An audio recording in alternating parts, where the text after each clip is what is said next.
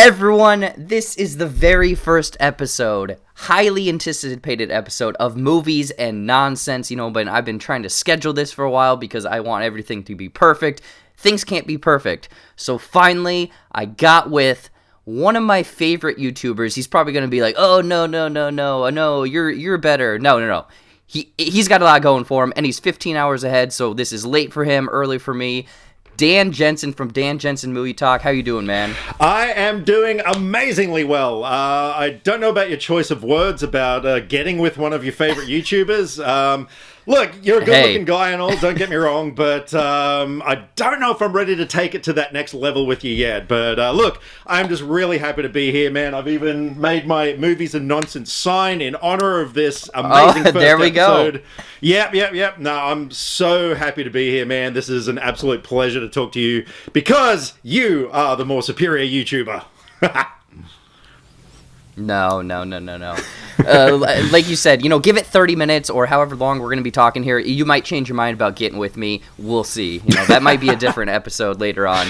Hey, look, you supply the mojitos and I'm yours. So obviously, you're bringing a guest over to my channel. There's a lot of the audience that probably doesn't know who you are. They've maybe seen you around in the comment section and stuff like that. So I kind of wanted to start this off by a little segment called First Date Questions to ask you questions about like movies, just anything and everything, just so the audience can get a little bit more insight to who you are and kind of what you're doing and whatnot. Fair enough. Fire away.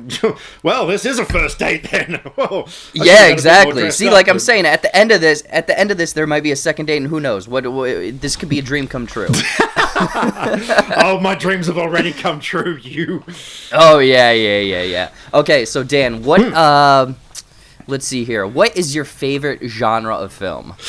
Well, my favorite genre. First and foremost, I'd have to lean towards horror.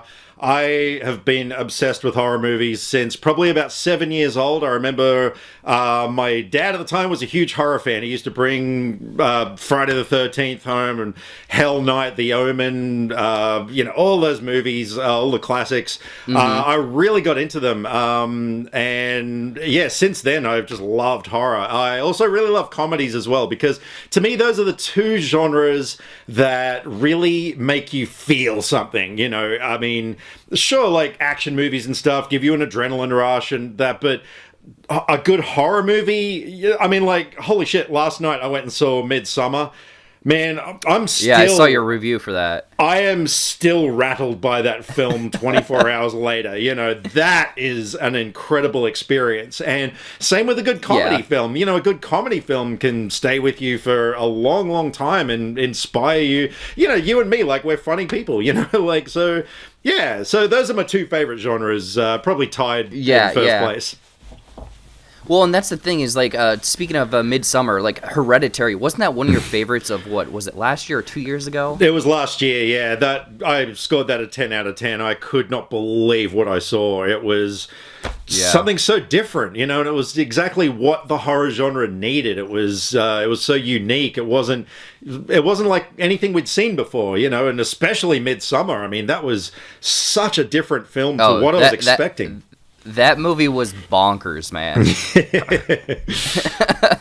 That's one word. No, that's surprisingly Hereditary. I've never actually seen, so don't tell anyone. Oh, well, I think you just did tell everyone. All right. Next up? What is your favorite Saturday morning cartoon growing up? Favorite Saturday morning cartoon growing up? That's a really good question, and I'm on the spot here because you didn't give me any time to prepare. Exactly. This is first date questions. You're not prepped for a first date. Come on. I know. Oh, yeah. Rocky and Bullwinkle, dude. I know I'm probably showing my age here, but man, I loved that show. I'm sitting here looking at the box set DVDs of Rocky and Bullwinkle down on my shelf right now. I loved that show because, it was this crazy adventure with these weird, strange characters, but you also had all these other little segments, like Fractured Fairy Tales and all these other things interspersed. And it was such a variety of different things. So, yeah, I'm going with Rocky and Bullwinkle on this one. Okay. If you were an animorph, what animal would you turn into? Oh, fuck. Wow. If I was an animal, it would be some kind of bird. I love the idea of being able to fly. Yeah. Okay. So I can't specify. Have to be one tough mofo of a bird because I don't want to be picked on by other birds. So maybe some kind of kick-ass falcon or eagle. Or I want to be a falcon. I want to be a millennium falcon. No, that's not a bird. So you're going to be a millennial falcon?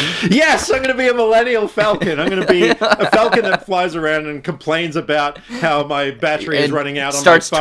Starts Twitter battles. Not enough soy milk in my latte and, whatever. Oh, God. And then get together with my other falcons and discuss keeping up with the Kardashians. Exactly. Or some other just Vanderpump Rules or some bullshit like that. Yeah, exactly. So, yes, I would be a millennial falcon. Okay, here's one. Ooh. For a single year, would you want to see the top 10 critically rated films or the top 10 biggest box office films? Oh, damn, that's good. That is really good. Yeah.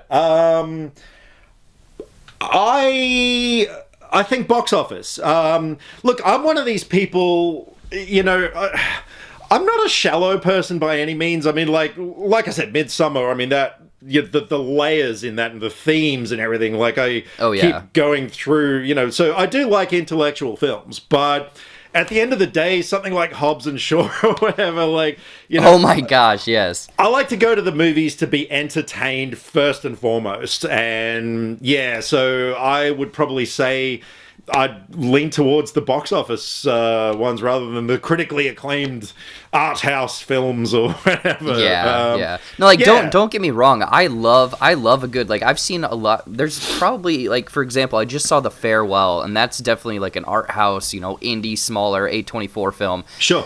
I really enjoyed it, but the thing is, like you're saying, is sometimes you want to go to a movie and you want to turn your brain off, have a good time, and just cheer at the screen, and that's exactly what Hobbs and Shaw was. That was over the top ridiculousness. Yeah. And I'm only plucking that one out of obscurity. I mean, but Avengers Endgame, I mean, I saw that 4 times at the theaters. That's the most I've seen a movie in a long time. And it's my number one movie of this year so far, and I don't know if it's going to be topped. But that's more my kind of movie. I mean, like I said, I can appreciate all the other types of films, but at the end of the day, I'm leaning towards explosions and pectoral muscles and stuff. Oh yeah. Well, and the thing is, for example, Endgame, that was a phenomenon, and just seeing that opening night or with a sold out crowd, there's nothing that's like that. Exactly. It's very this communal type experience, and everyone's sharing it at the same time. Yeah, totally, man. Okay, one last one. If you could have dinner with anyone, dead or alive, who would it be? Margot Robbie. Oh, sorry, was I meant to think about that one? I like how you literally had that. You almost said it before I even finished the question. Yeah, now that I've had some time to think about it, I'm going to say Margot Robbie. Okay. I'm glad you changed your answer. I don't think I need to explain why. Hey, Dan, we can't. We don't have enough time, or YouTube might not let me upload this. Exactly. So I'm just going to leave it at that. All right. So hopefully, like I said, people have gotten a sense of kind of who you are. So let's get into the movies portion of this show. And I sent you over a lot of topics. You hadn't a damn clue what any of them were. That's what I like. And we don't have Movie Pass over here. What the hell is Movie Pass? See, that's the thing. Is I didn't know that what you guys have over there and whatnot. Sure. You have giant ass spiders and kangaroos, but we have Movie Pass, I guess, and mass shootings. Yeah. It kind of it weighs each other out. Yeah. But you suggested a topic of kind of how, correct me if I'm wrong, kind of how things have progressed from physical to streaming to fighting piracy and kind of the extinction of movie rental places. Yeah, that's kind of, the nutshell version of it, but it was more so not just that, but like, the changing face of cinema as well. Okay. Yeah, so like one of the things that I find really interesting, like back in the 90s, I worked in a couple of different cinemas, and it used to be fascinating, like going up into the projection room, because you had like these table-sized, round things with like these massive things of film on them that were running through the projector, and like you had to be qualified to work in there and everything. It was a really complex job, and it was always interesting, like the day that the new films turned up in the canisters and on the trolleys, and it was all kind of exciting. Like there were these physical things, like picking up the special edition of Star Wars, back in 97 was like, wow, I'm holding Star Wars, but that would be pretty interesting. Yeah, it really was. But then recently, I got a little tour of a projection room at a cinema, and man, it was a shock to the system. The entire thing, there's nobody up there. There is not a single person up there. It was a computer hub with a screen with like each cinema, like each different theater, and the entire day's program, like all the ads and trailers in the movie, like all in blocks, and they just push a button and walk away, and that's it. They do have somebody on standby if something breaks down or if they need someone to come in and fix something or whatever. But yeah, it was just so weird. It was like, and this is why like I'm surrounded by movies. Like I love the tactile experience, of actually going and buying a thing, rather than just a digital file. It just, I don't know. It's kind of like, with Tarantino, how he always shoots on film because, he just loves that aesthetic and all that sort of stuff. I'm kind of, not quite that much, but yeah, like as far as physical media goes, yeah, man, I mean, I was collecting VHS tapes back in the day, like I had walls of those, and then I switched to DVD and then Blu-ray, which I'm not going 4K or anything like that because I can't be bothered replacing all these movies again. But yeah, it just really fascinates me, just the way that all worked, and yeah. Well, and that's the thing is like it's kind of unreal. I mean, just in my lifetime, how much technology has progressed. Because I mean, going to the whole kind of movie rental or whatever, I'd go and there'd just be nothing but VHS tapes, like you said. And then when it switched over to DVD, people are like, "This isn't gonna take off," blah blah blah, this that. And then instantly, like overnight, everyone had DVD players. Yes. And then the same thing. I remember when they first started introducing Blu-rays, I had no clue what it was. I was like, you have a DVD, what's a little bit more quality gonna do? But the thing is, when you watch a DVD next to a Blu-ray, you can tell. Yes, absolutely. And I totally agree. Like, there's always that argument. It's like physical media versus digital. I think physical, like, you got to. I mean, it's gonna take up space, like obviously in your back with all of your movies and stuff. But also it's kind of like showing off. It's like kind of a trophy. Be like, oh, I have all of this stuff, and also. There's a lot of movies that I've noticed that will probably never be on streaming. Like, they're just gone. Yeah, totally. And that's the thing as well. Like, recently The Dirt, the Motley Crue story, came to Netflix, and Nikki Sixx from the band said that it was never going to be released as a physical thing. Now I'm just waiting for the day when Netflix ditch the film, because they do that. They will show a movie for a while, but then it's gone. And so when that movie's gone from streaming, it's gone. So no, I totally get where you're coming from, and which is why I do like to sort of keep these movies as like you said, it is kind of trophies. Like, I do love walking into this room and just taking it all in, this is my fortress of solitude, and it inspires me, and going back, think about it. You walk into that room and it's like, I want to watch X. You go over to the shelf, pull it out. any sort of streaming, you have to search for it, and then it's like, oh, it's here, and you click on it, and it's like, would you like to order this DVD? And it's like, no one's ordering DVDs from Netflix anymore. Stop that. Yeah. I don't know. There's been like believe me, I'm totally against piracy and stuff. But if there's a movie that's not on any streaming, I'll just type it into Google and hopefully I can find it streaming somewhere. Like, obviously it's not on a actual website, but yeah. I mean, it's just it's so weird because like, do you guys have Redbox over in Australia? No, I've heard of it. I don't know what it is. Basically, all of our actual rental stores just disappeared. Right. And now at like gas stations or pizza joints and stuff like that, they'll have this like basically kiosk outside, and it's called Redbox, and you go up and you can rent DVDs, Blu-rays, games from it. But I've always wondered, I'm like, there's only probably 100 movies in here. Like what if I want to watch because oh my gosh, like this is just bring back nostalgia. Like going into a movie rental place on a Friday night with my family was literally like the best thing ever, because I remember walking and there's so many box arts that I remember always jumping out and also scaring the crap out of me. Chucky was one of them. The It movie, the It miniseries, and then that terrible, not the one with Michael Keaton, but Jack Frost. The snowman like horror film.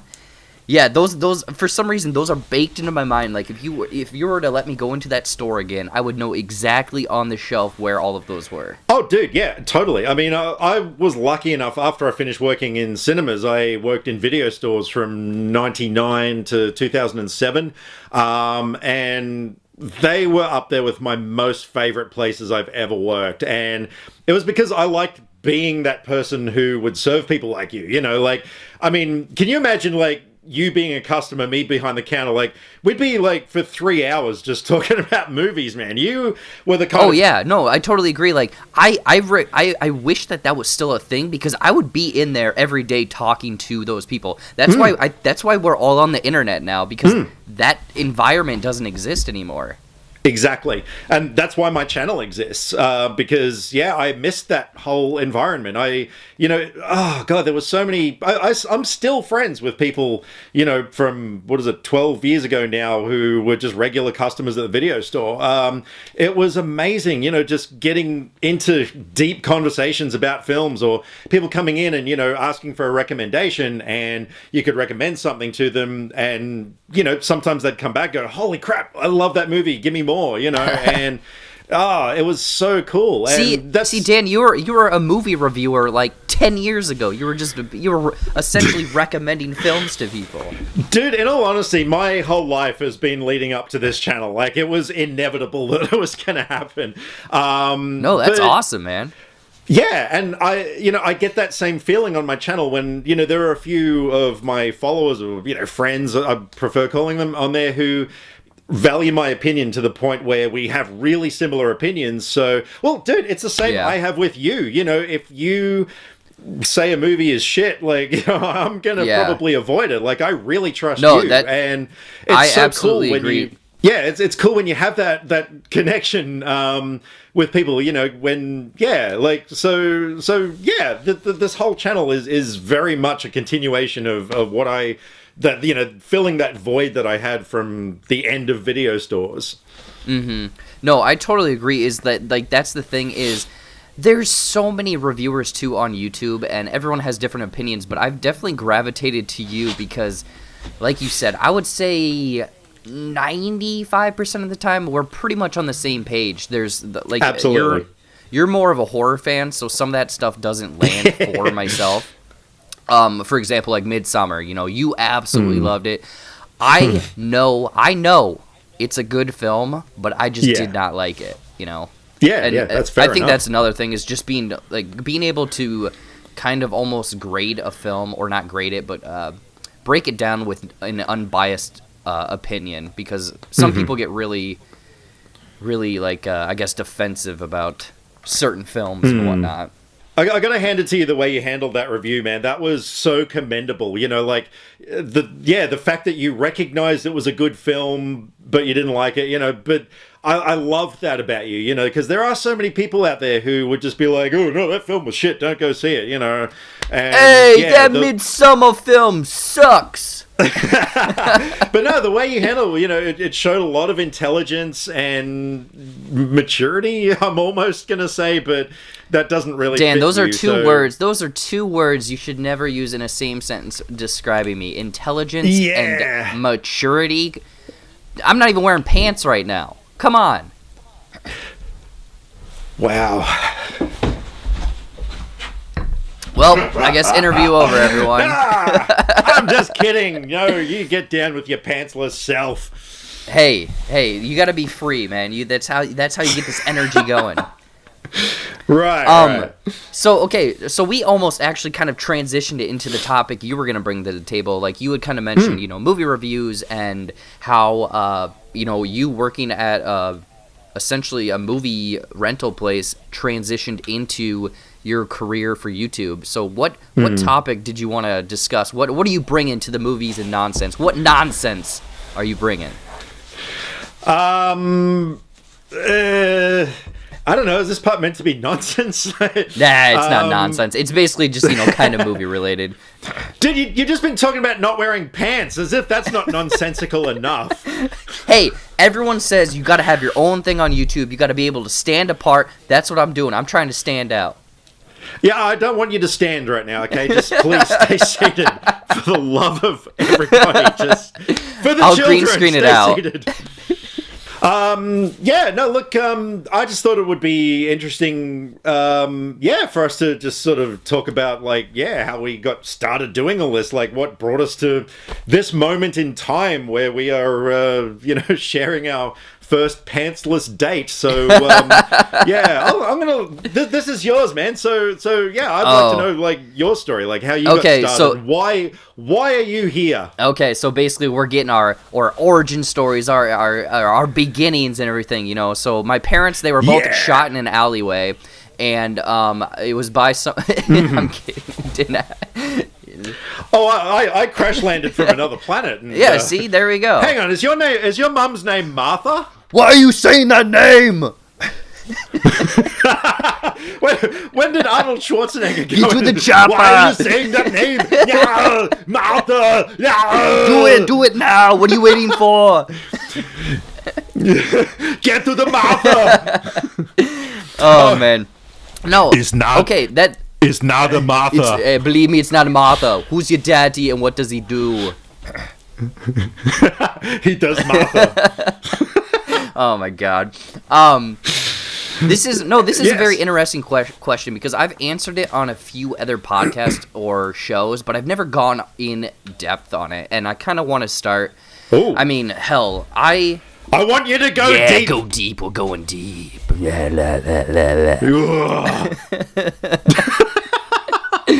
Oh my god, this show's getting off the rails already, and I love it. This was inevitable. Yeah.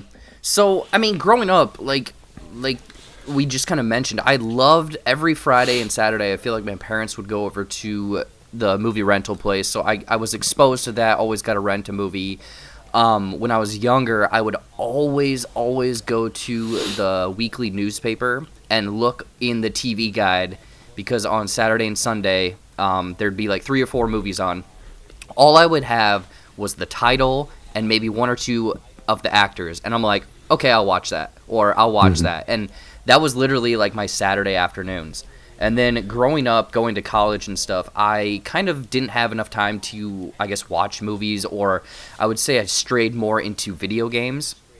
Then I started dating a girl, and she was fist deep in movies, so that kind of revived my love. I know that you wanted to say a joke there, but I'm not going to allow it.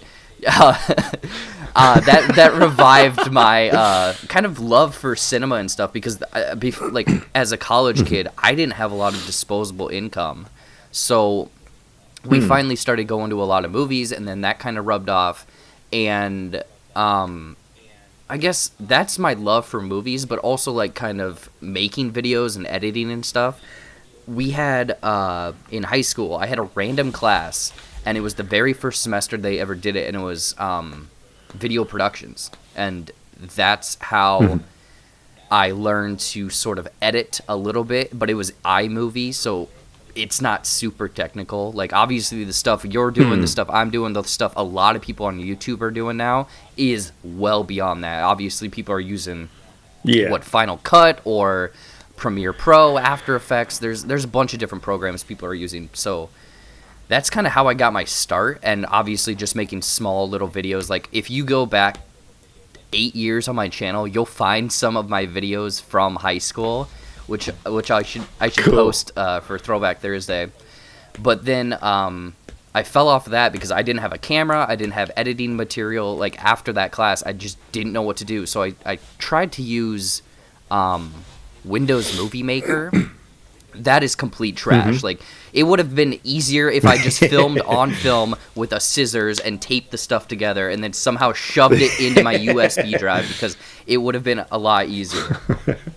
But then, do you know what Twitch is? You know, that whole thing where people playing video games and stuff? Yeah, So I told myself that I wanted to do that. So for about a year, I think it was, after college, I did Twitch, and that is so demanding because you have to be on, like, you have to be like this, but also good at video games.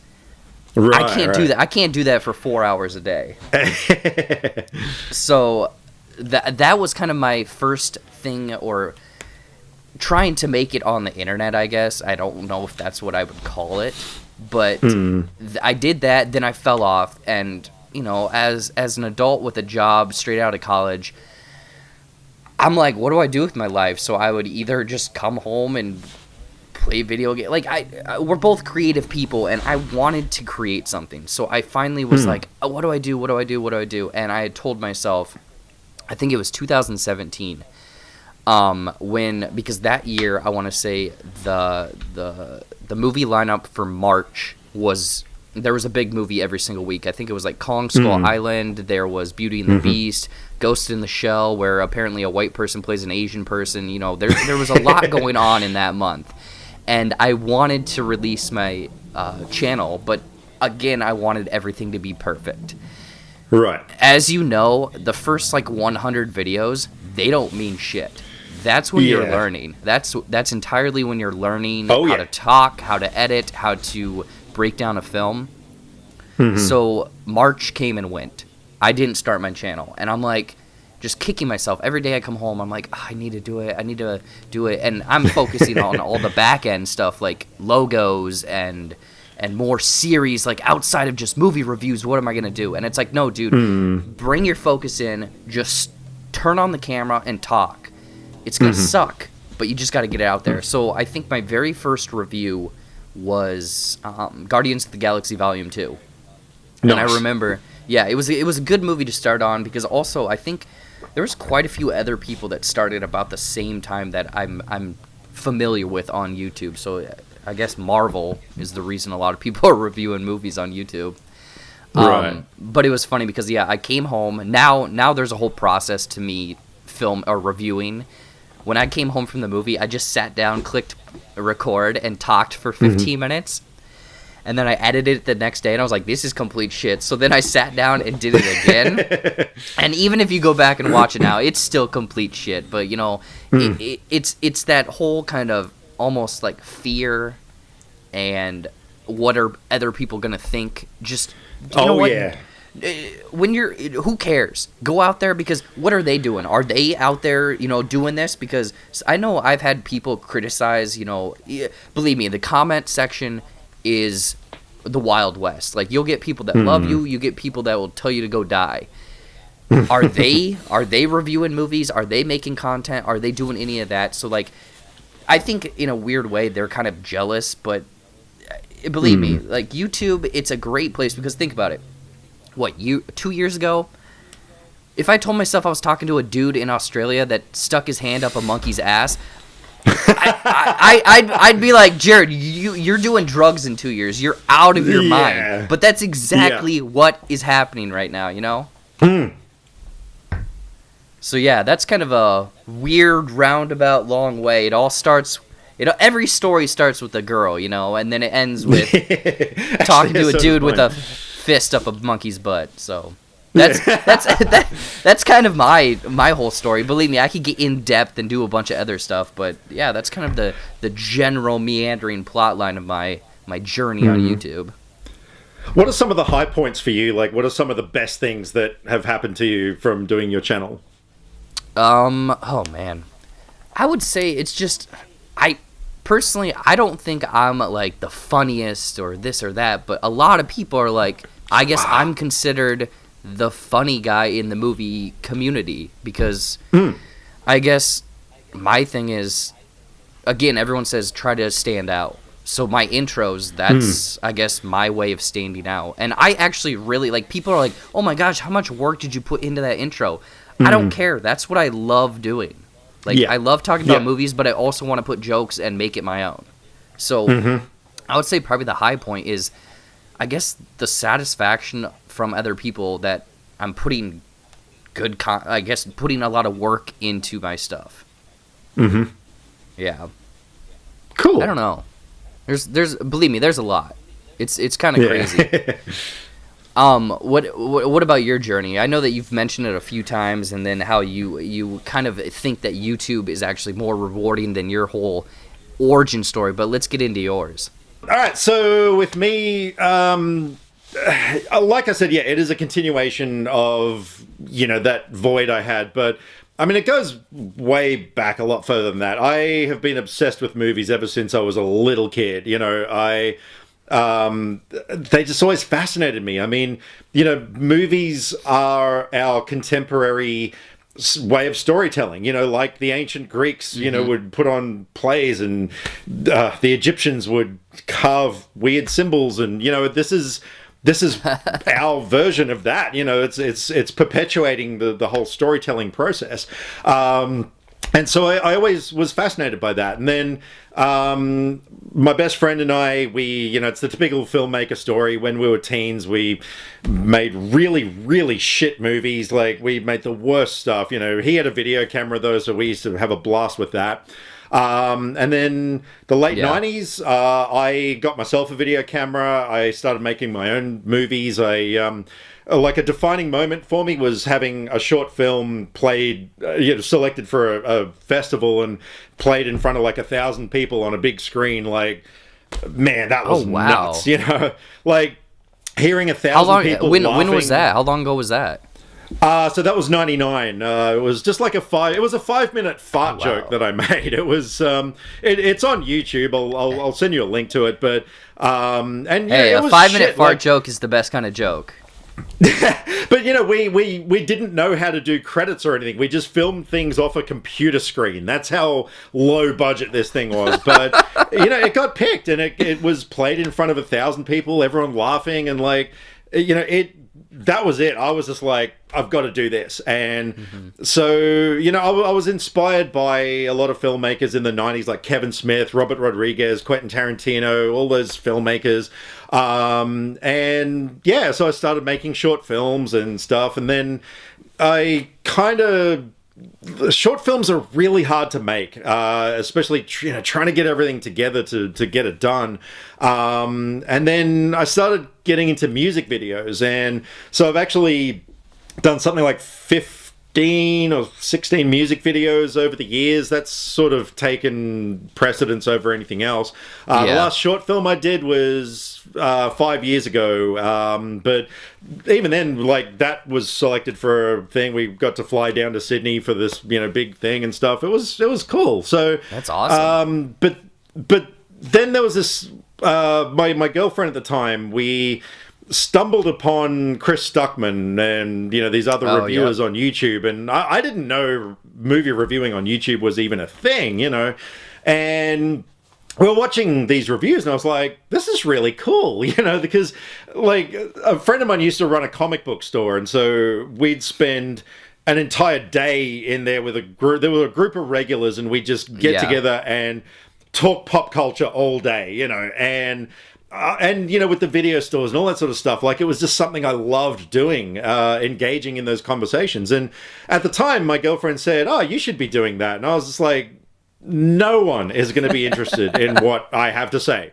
Seriously, I did not believe anyone, you know, and so I went on Facebook and I posted a thing. I said, look, would anyone be interested if I was to do this? And so many people were like, yeah, dude, you've got to do it. And one person in particular, though, said, what have you got to lose? And I thought, that's a good point. You know, like, it's so true. I've got years of filmmaking skills to, you know, to create stuff. So I thought, look, I'll give it a go. So my first movie was 10 Cloverfield Lane. I just chose that because it was on. So I went and saw that. Came home, thought, okay, I wrote all these notes out and everything. I was like, you know, I've got to be Chris Stuckman, you know. So I put the camera down, put my lights on, got everything all set up, and yeah, it was freaking terrible. I was because I was talking to an inanimate object, you know. It wasn't an audience there at the time, and so I was just like, hello, everyone, and welcome to my review of 10 Cloverfield Lane. 10 Were you doing like Lane NPR style? John Goodman, and dude, it was terrible. I can't watch my original videos. Or I kind of can because now I'm, you know, my personality has come out more, but it was terrible. But I posted it, and yeah, you know, a lot of people dug it, you know, and people were like, oh, come on, you got to do more. And I was like, okay. And so I was just going out and seeing every movie I possibly could, like every movie that was coming out, I was going and seeing and just, you know, cranking out the videos and stuff. And so I was doing that for a while. And then I think it was that same year, it was 2016. A friend of mine got me, because she was a film critic as well, a bit more professional than me, and she actually got me onto like all the major distributors onto their media list, you know, so I was getting invites to like press screenings and stuff, which I'm so lucky, man. I mean, you know, there's a lot of YouTubers that are trying to do that, and I really count my blessings. I'm so grateful for that. But then there was one day I got this email and it said, if you want, you can apply for red carpet media accreditation for the Thor Ragnarok premiere. And I was like, oh, wow. Yeah, okay, sure, ding, lol. And then the day before the premiere, I get a phone call from this lady and she's like, oh, I just wanted to let you know, congratulations, you've been accepted for the red carpet thing.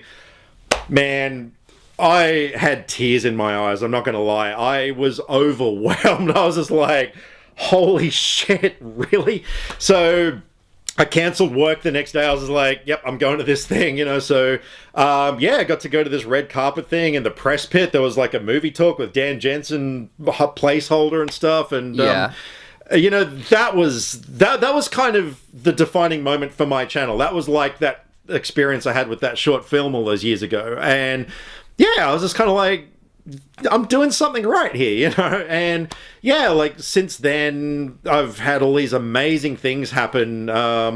You know, I've become friends with Greg Sestero from The Room. You know, I've just the friends I've made, you know, like you and all these great people, you know, going down to Melbourne, you know, to hang out with the guys from Rewind Replay. Like, yep.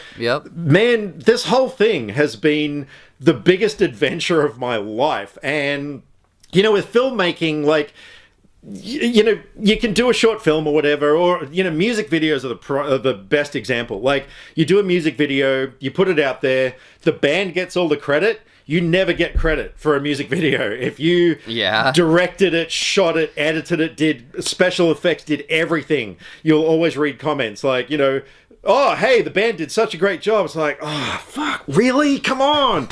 But even then, like, you know, for a week or so, like, you know, people be like, hey, good job. Oh, there's something else now. Whereas one of my most popular videos was a review I did. I think it was like the 4th video on my channel. And it was a review of the BBC miniseries version of Agatha Christie's And Then There Were None, which is my most favorite book of all time. I wasn't even going to review it, but my girlfriend at the time was like, no, you got to review everything you can. I was like, okay. So, you know, I did a crappy review of that, put it out there. It's got over 6,000 views and is, I think, the number 2 video on my channel. Sorry to jump in, but that's one aspect that makes no sense to me.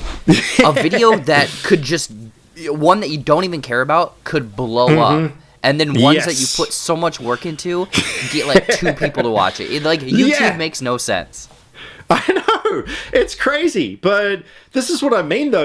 I'm still getting people commenting on that video from 3 years ago, and that's cool, and I never had that with any sort of filmmaking experience. And all the rewards that I've had from this, like red carpet premieres, because I got to do Aquaman as well, and all the press screenings, and just all these things. Like, this has been such a more rewarding experience, and I think probably the biggest thing for me is it's improved my confidence infinitely. I am such a different person now than I was back then. Particularly because when was it? Last year before, my channel was a sponsor for a classic films night at a cinema, and No way. me That's and awesome, another couple man. of YouTubers, like we had to go up the front and host these things, like actually on microphones and stuff, and public speaking for me was whoa,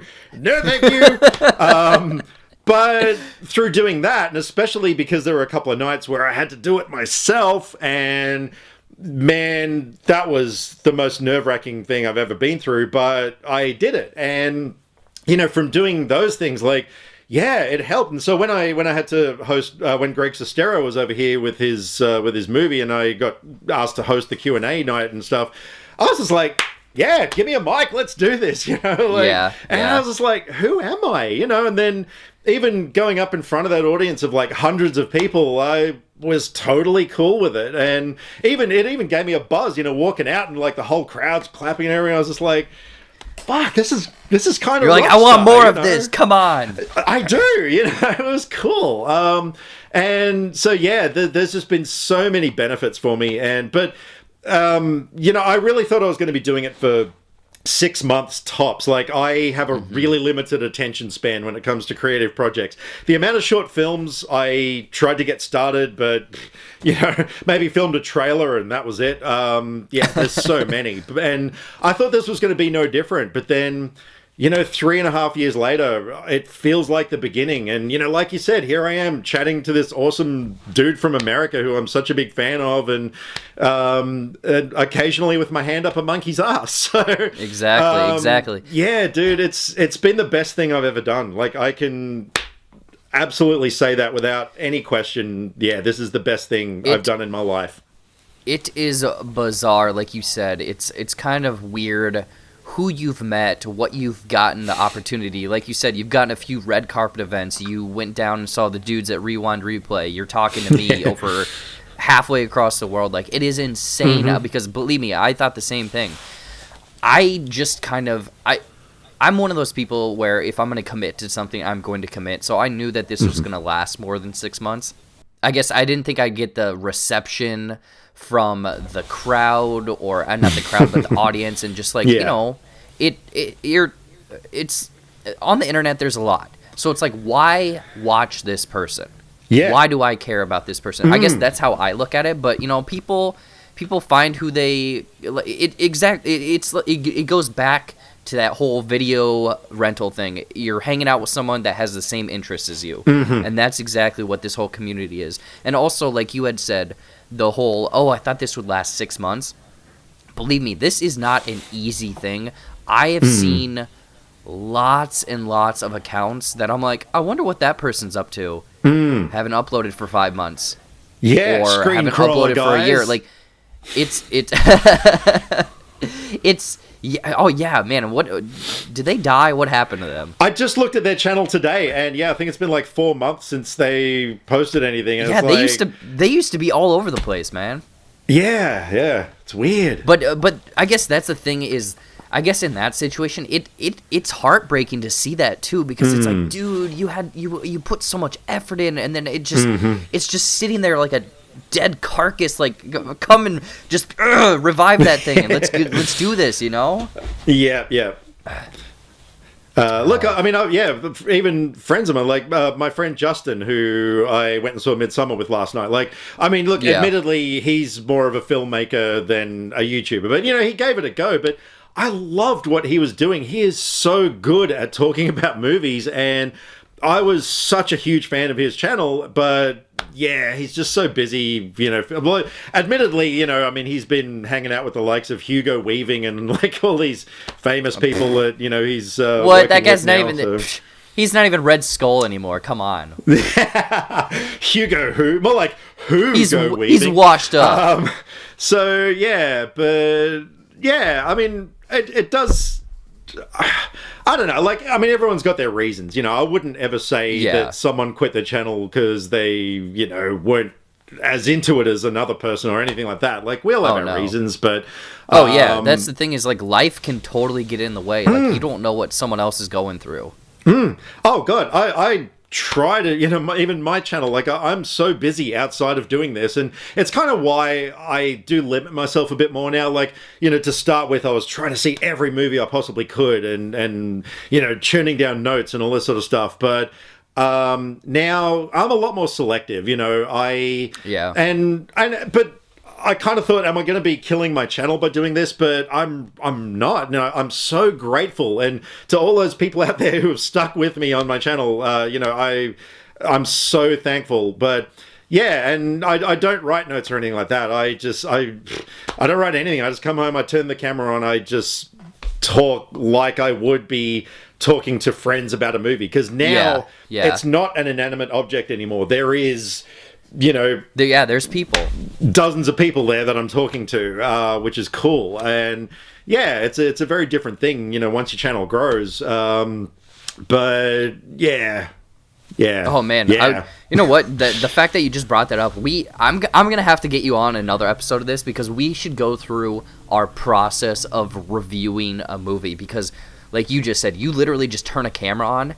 Because if I did that, I'd be talking for 20 minutes. Like, I need to have an outline, and then also like maybe I'll post a photo or something, but all of mine have like highlighter marks and stuff, because it's like put a skit here, voiceover here, wow, this here, and that's like, it's because if I don't do that, there's going to be way more work in the back end. But I don't know. I like to have things kind of planned like that. Oh, yeah, but for your stuff, you need that. I mean, your videos, there's so much more work that goes into them, and you know, you've got little segments within a review and all that sort of stuff. So I totally get that. Whereas mine is just more of a conversational sort of thing. You know, like, I do have a whiteboard. Now, this was a tip that I got from the Rewind Replay guys, because when I was filming on their set, they had this whiteboard in the background with notes, and I was like, man, that's actually a killer idea. So I do have a little whiteboard that I plonk down like on a little thing that I've got, you know, below the camera. But you know, like, for instance, like, this was my notes for Stuba. I just had the director and Kumail Nanjiani, because holy shit, Kumail Nanjiani.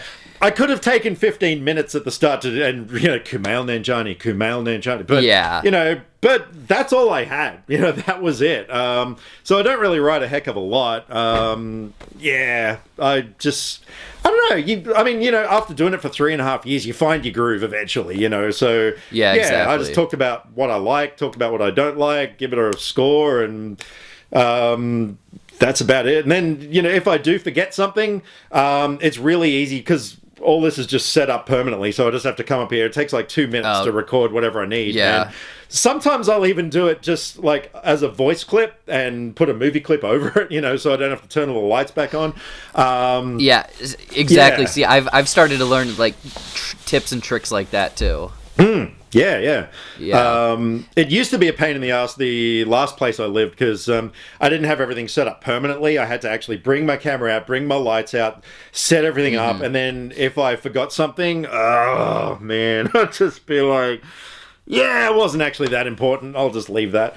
It's like, No, I totally agree. Like, there's 1 or 2 times I forget something, or I'll pronounce something wrong. I'm like, the amount of work just to fix that is not worth the one person that's going to comment. Yeah, exactly. So yeah, no, look, and you know, actually, I was just thinking what you said before about how so many people are doing this, and I mean, there's even more now than when I started 3.5 years ago. There were quite a few, but since I started doing it, I don't want to sort of be like, hey, I'm the old timer here, but hey, I got seniority here.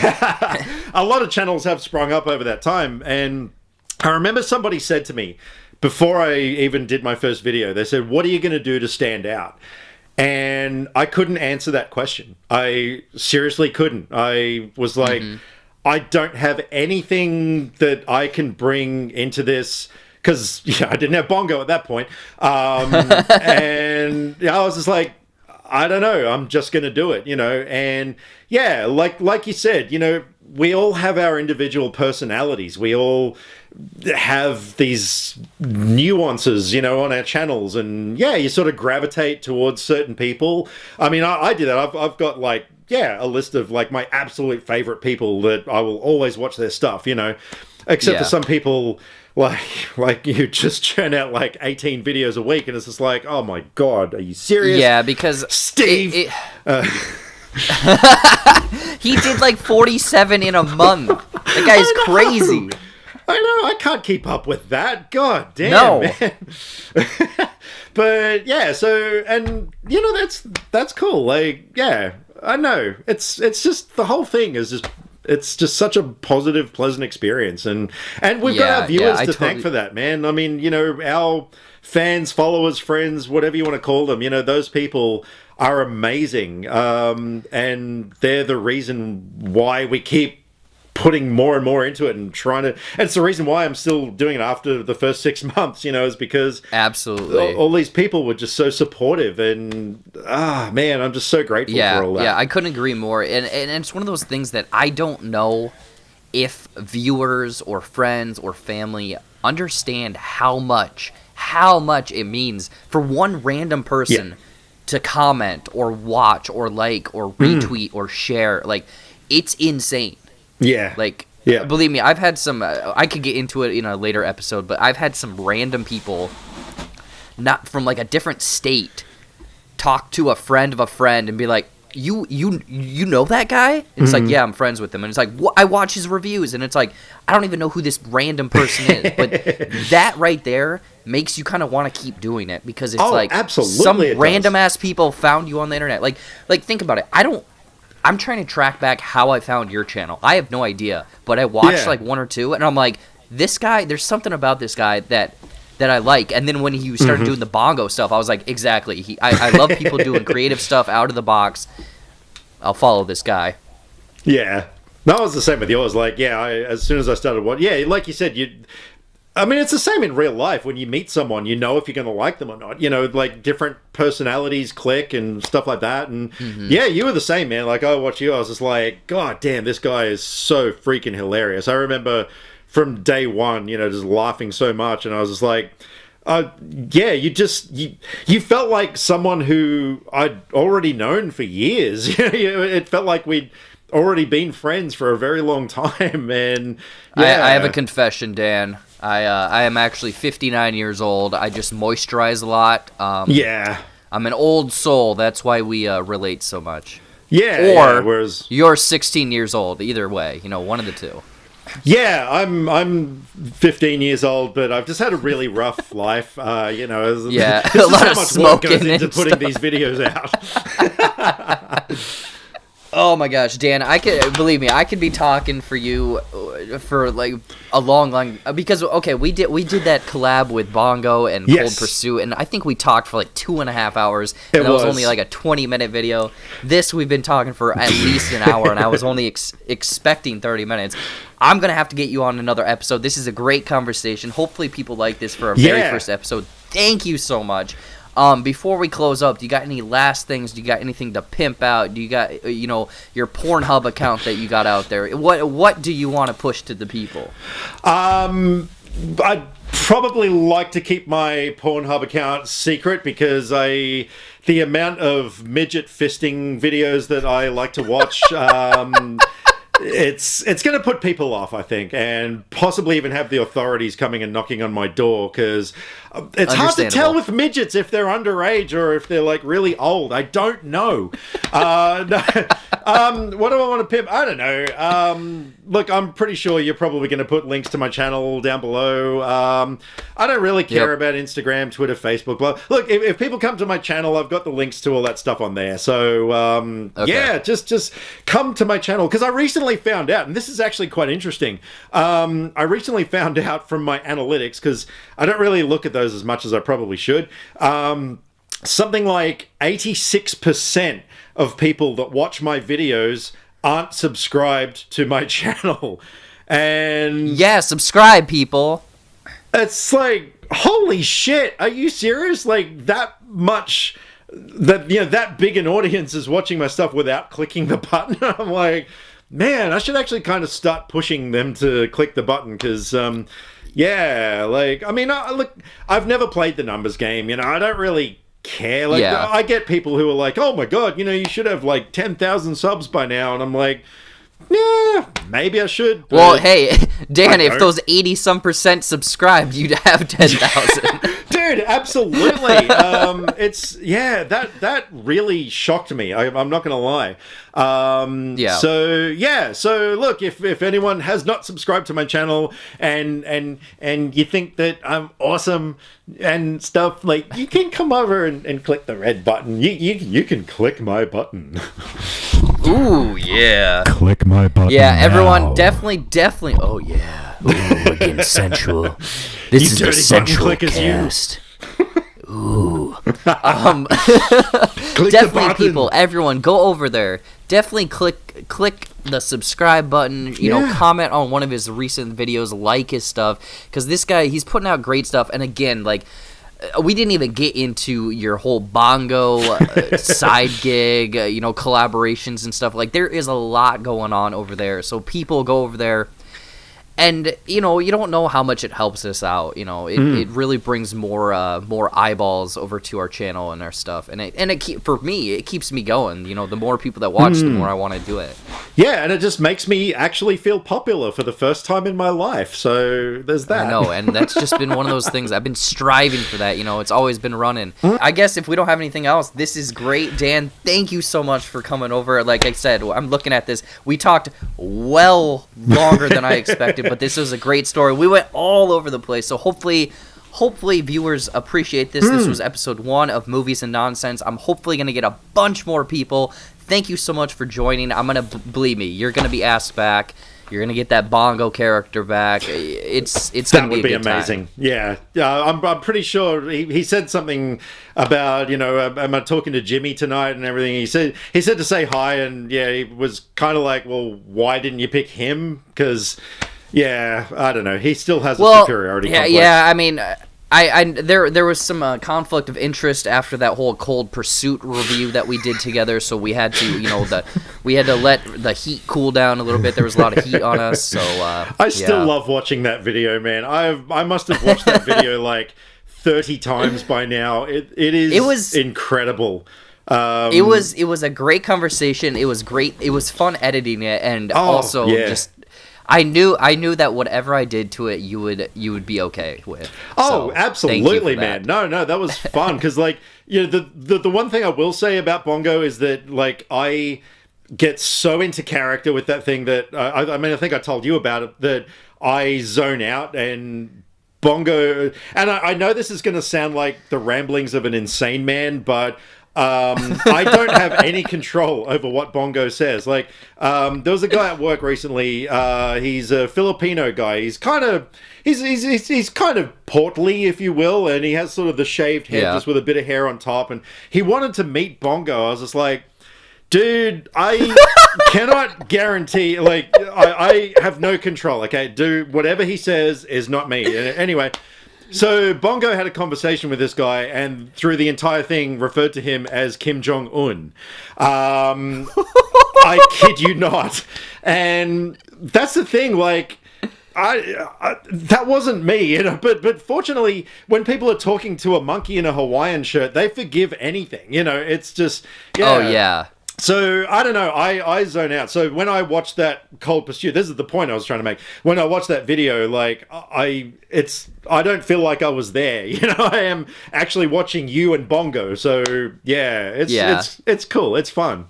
No, that was one of my, like I said, I don't do many collabs on this channel, but that was one of the most, in a weird way, rewarding. I mean, it's me talking to a damn puppet, but it was so much fun. And then, like, the lines you gave me, like, I went through there, for example, when you said the computer movie, he was in the computer movie, it took me 3 times going through to remember.